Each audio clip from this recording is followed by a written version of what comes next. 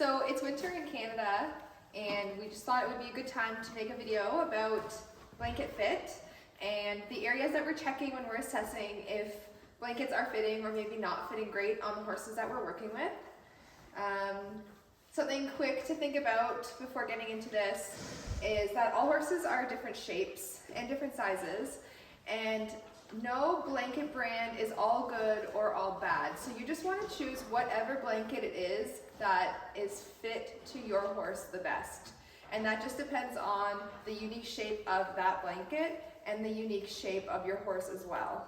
So you want to make sure that when the blanket is placed on the horse and pulled back, that the front seam of the blanket sits in the fleshy area just ahead of the wither. So this one actually sits just a touch further back than I would like, because the pressure at the front edge is sitting right on top of one of her dorsal spinous processes of the wither here, and that could create a bit of a pressure point. So we would almost want to see it a little bit more forward here to make sure that the pressure on this front edge isn't sitting right over the bony prominent of their wither. Next, what you want to check is that there's space here in the collar area. So I do that by making a fist, putting it inside the blanket, and making sure that there's space in the blanket for me to run my fist all the way down to the bottom from the top.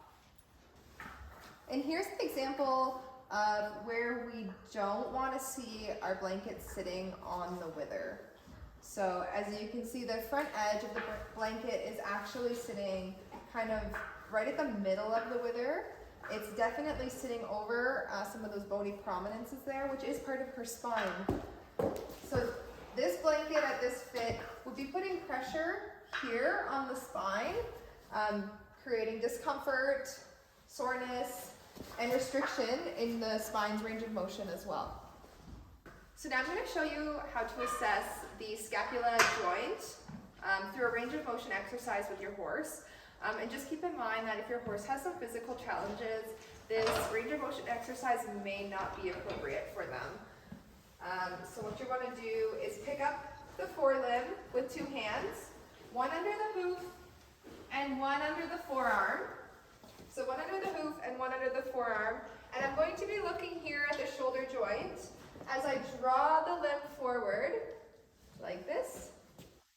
And I just want to see that it can come forward without being restricted. So here it is all the way forward, and I can actually reach my hand in there, and there's quite a bit of space. So that's what I would be looking for in a blanket that's fitting correctly. And now I'm going to show you that shoulder range of motion exercise in a blanket that doesn't fit so well. So again, I'm going to pick up the limb with two hands. And I'm going to ask her to draw the scapula forward, like that. And as you can see, the blanket has really filled out, and it's quite tight, actually, right over this joint here. I can hardly get my hand underneath it. So that's a blanket that would be fitting too tight in the shoulder joint area. Another piece to keep in mind when assessing this general area with your blanket fit is making sure that none of the buckles are actually exposed and touching their skin.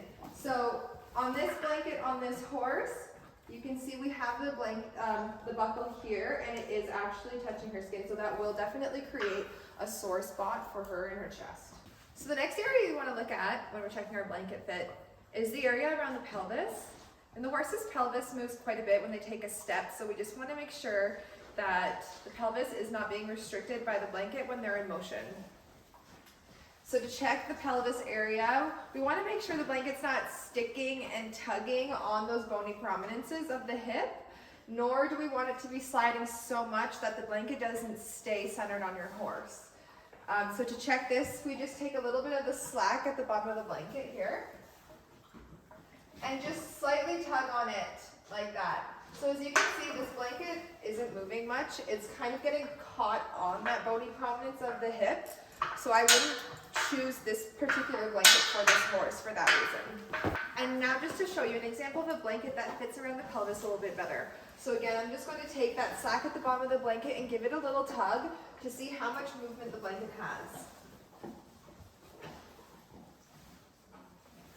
So as you can see, the blanket moved a little bit, but it did stay centered on her body.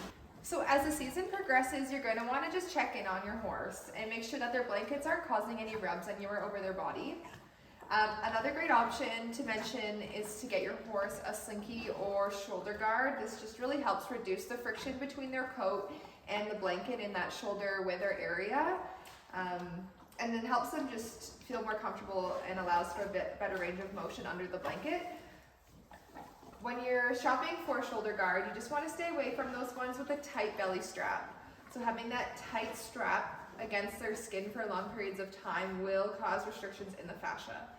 So that's definitely something to check and maybe steer clear of.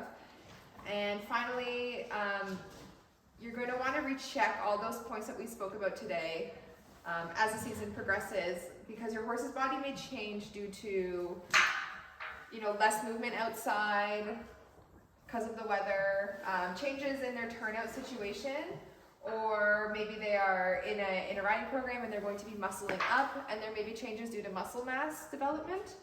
So just making sure to check that blanket throughout the season.